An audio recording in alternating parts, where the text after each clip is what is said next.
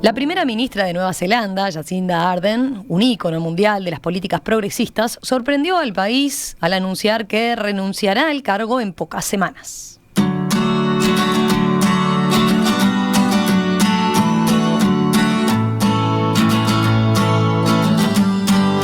La líder de 42 años, quien condujo al país por desastres naturales, la pandemia del COVID-19 y su peor ataque terrorista, dijo que ya no tiene la energía para seguir. Este verano tenía esperanza de encontrar una manera de prepararme, no solo para otro año, sino para otro periodo. Porque eso es lo que requiere este año. No he podido hacerlo. Hoy anuncio que no buscaré la reelección y que mi mandato como primera ministra concluirá a más tardar el 7 de febrero.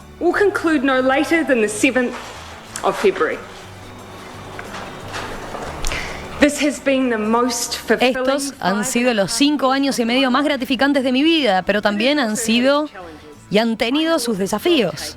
Sé lo que requiere este trabajo y sé que ya no tengo suficiente energía en el tanque para hacerle justicia.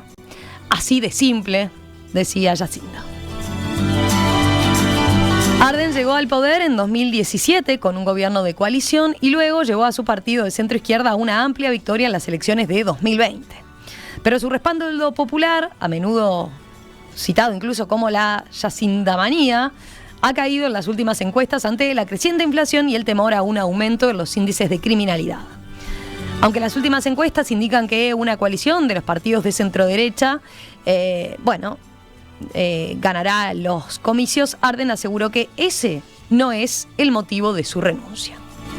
Aseguró que no hay ningún secreto detrás de su renuncia. Me voy porque con un trabajo tan privilegiado hay una gran responsabilidad. La responsabilidad de saber cuándo eres la persona indicada para liderar y cuándo no, sostuvo. Unas declaraciones que no son frecuentes en materia política, que a veces nos llaman la atención. Vamos a conocer más de cómo está Nueva Zelanda, de a qué responde esta novedad. Estamos para eso en contacto con el uruguayo Nicolás Erdoy, ciudadano uruguayo ya en Nueva Zelanda, radicado desde hace mucho tiempo, con quien hemos estado en comunicación en varias oportunidades. Nicolás, qué gusto saludarte, ¿cómo estás? Gracias por atendernos a esta hora por allí. Un placer, encantado de charlar con ustedes como siempre. Son la 1:15 de la mañana del sábado, o sea que saludos desde el futuro. Nicolás, empezábamos ahí la introducción diciendo que Jacinda Ardern es como una especie de ícono mundial de políticas progresistas. Eso es como se la percibe desde afuera. En Nueva Zelanda sigue teniendo así una imagen tan popular, esa Jacindamanía que decía Romina, así es como se la sigue percibiendo ahí en el país. Sí, claro, digo, o sea, es una persona extremadamente popular y al mismo tiempo la Jacindamanía ha despertado como sentimientos opuestos. O sea, Jacinda generó lo mejor y lo peor de la sociedad de Nueva Zelanda. O sea, ella ha sido una líder única y por eso ha tenido esa trascendencia mundial, pero a su vez COVID ha cambiado los ritmos económicos, sociales, políticos, culturales en todo el mundo. Entonces, una minoría de la población que se ha visto afectada de una manera u otra y otra minoría que piensa que se ha sentido afectada, porque cuando tú hablabas hace un minuto de la inflación, si uno piensa como uruguayo, digo, tú hablaste de inflación, pero no dijiste el número. Bueno, la inflación está en el 7% y va a bajar. Lo que pasa es que, claro, teníamos inflación del 2-3%. Sí, son números que para Uruguay serían moderados, pero que en países del primer mundo impactan. Bueno, pero el impacto también es relativo, porque el desempleo es ridículamente bajo. Digo, la gente está... los empresarios están desesperados por conseguir trabajadores. O sea, hay cambios culturales, coyunturales, y cuando vos tenés una figura de tanta imagen, la culpa directamente va hacia esa persona. Digo, y como además, y ha habido su visibilidad, además, como Romina dijo, como un ícono mundial. O sea, ella es la tercera mujer primera ministra de Nueva Zelanda, pero ha comunicado una manera de ser no solo única, sino definitivamente femenina, porque muchas veces hay mujeres que ocupan lugares de preponderancia, pero tratan de funcionar a la par en un sistema dominado o creado desde el punto de vista masculino. Entonces, en cambio, ella creó desde el principio la cultura, no, vamos a hacer un gobierno donde seamos amables el uno con el otro. Digo, no se traduce literalmente bien el be kind, porque ser amable desde el punto de vista uruguayo es tener modales. Acá es, no, vamos a respetar, vamos a hablar, vamos. Y eso de repente desacomodó a mucha gente. Y eso a su vez habla muy bien de la relación con la cultura maori, que son los pobladores indígenas, digamos, sí, los aborígenes locales. La primera nación, si se dijera en términos de Norteamérica, y que piensan en una visión mucho más colectiva desde el punto de vista social. En cambio, la visión occidental, cristiana, europeizada, colonizante, es individualista. Entonces, esa amabilidad genera un choque y eso genera una situación que no todo el mundo digiere cuando tenés una pandemia de por medio, cuando tenés el único ataque terrorista en la historia del país. Recordemos que este es un país en donde la policía no lleva armas. Algunos policías tienen armas en la valija del auto, pero cuando pasa algo, es decir, la policía, la gente no está armada. Y bueno, y cuando pasó el ataque terrorista, Jacinda tuvo una iniciativa que creo que en 6 semanas o en 2 meses compró todas las armas semiautomáticas del país.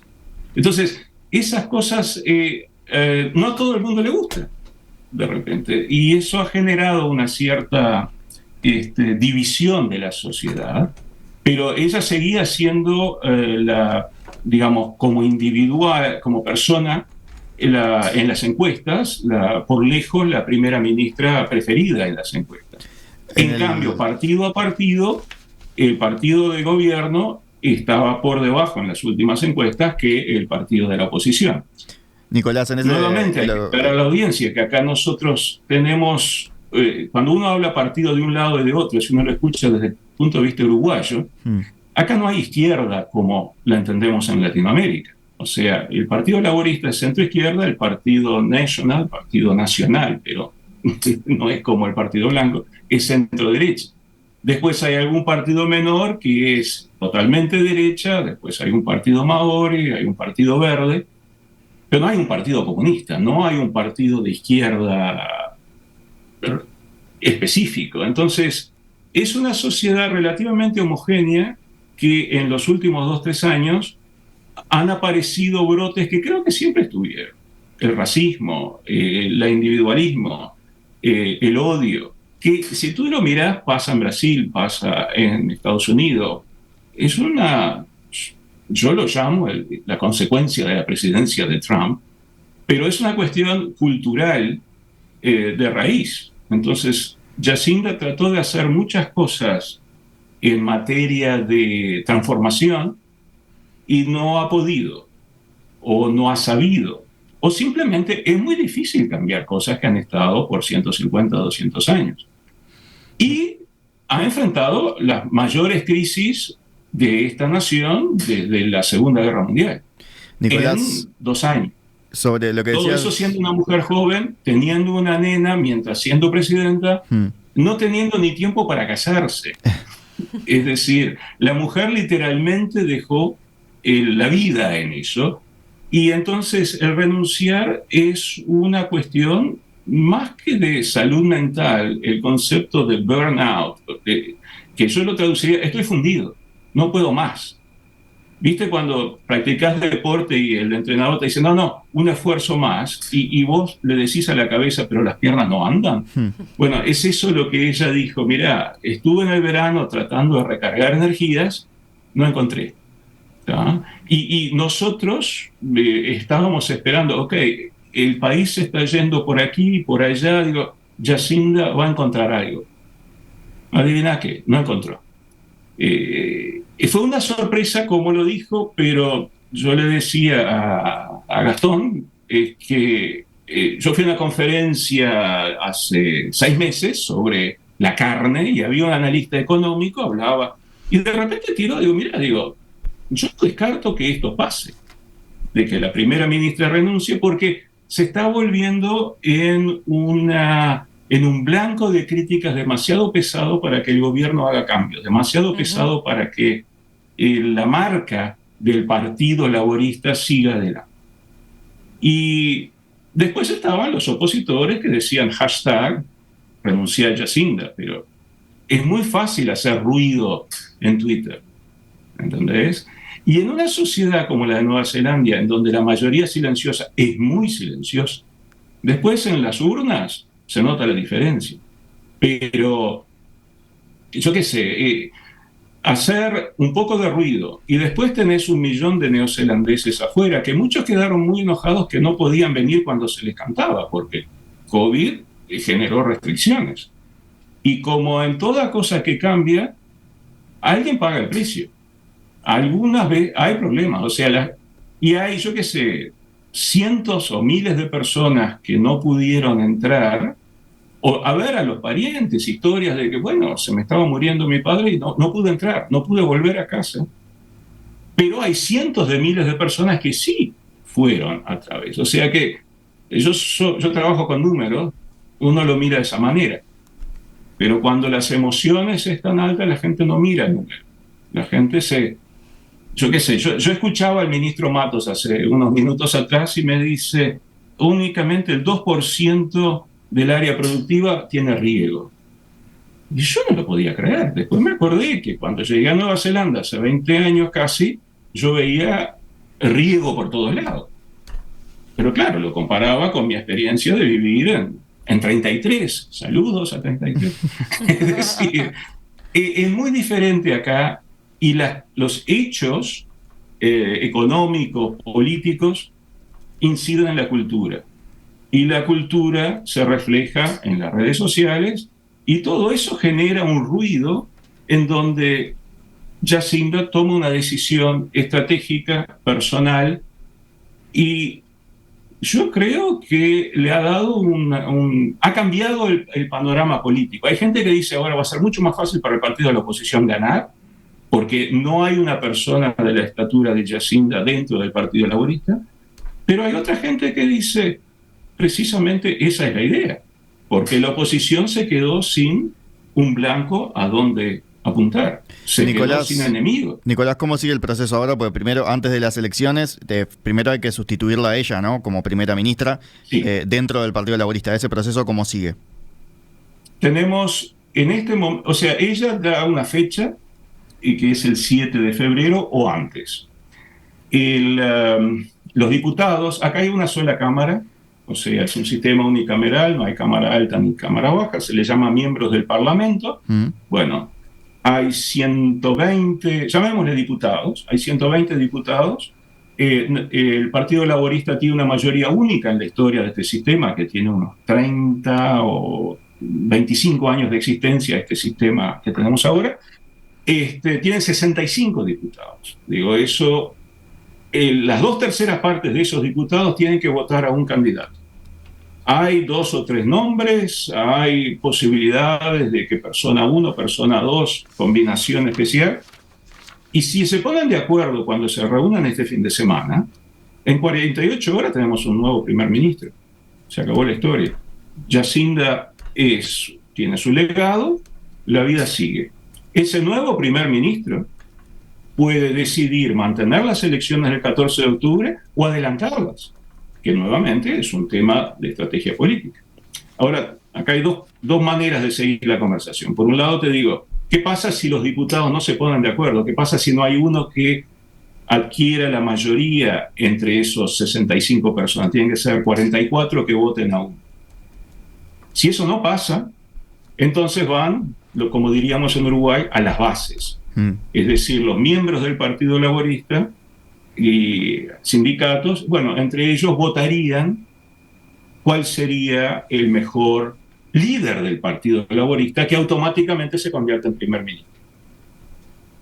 se trata de que esto pase en semanas. Se trata de que para marzo, a más tardar, haya un primer ministro. No creo, pero eso es totalmente opinión personal, de que no aparezca un primer ministro en las próximas horas prácticamente, porque el Partido Laborista, bueno, tiene oposición. Digo, ¿ganará? ¿No ganará?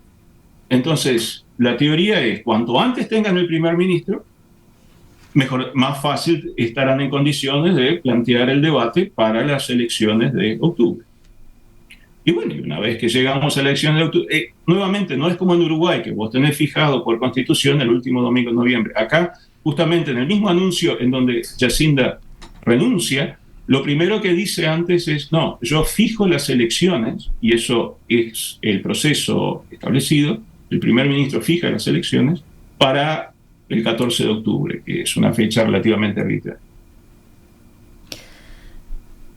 Nicolás Erdodi, uruguayo, radicado allí en Nueva Zelanda desde hace años, habitual colaborador de En Perspectiva en varias oportunidades. Nicolás, muchas gracias por ponernos a punto y ahí darnos este contexto entonces necesario para entender esta novedad que había surgido en las últimas horas y que venía bien para hacer un buen perfil y un raconto también de lo que dejó el legado de Jacinda, ¿no? Gracias. Encantado. Un abrazo grande. Chao.